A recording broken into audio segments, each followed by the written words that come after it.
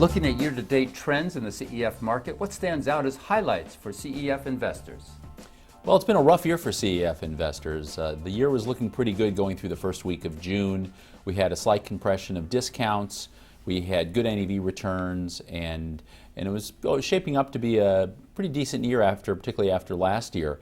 And then we got hit with a couple things and a couple big events in a row. One was the Greek default fears. We had a little bit of an interest rate shock as we got later into June. We also had issues with China, and then finally, and most recently, it's all been around commodities and oil, and that has hurt overall credit quality, and it's really manifested itself in wider discounts just recently in the last 5-6 weeks that have really seen the widest discounts certainly of this year.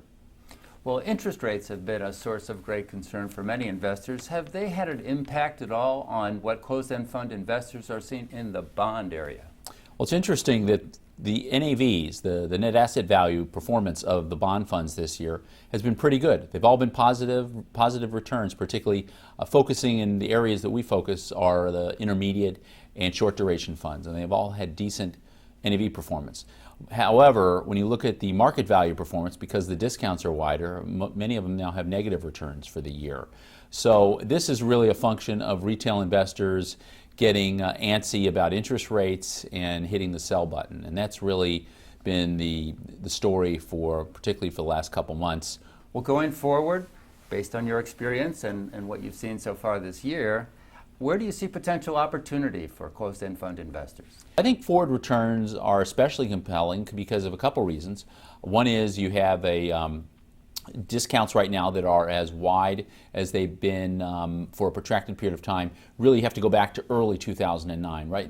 Still in the midst of the global financial crisis, when you look at closed-end funds and how you've had blips of time where they may have been around this wide or wider, but not for a protracted period of weeks. So that's one thing that creates a really nice opportunity.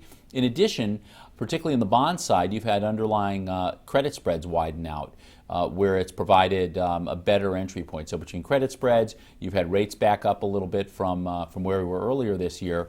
So for fixed income funds, it presents probably the best opportunity.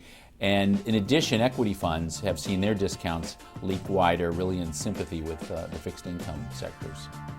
For more information and data on closed-end funds, visit our sponsor, CEFconnect.com, the authority on closed-end funds. This is Closed-End Fund News.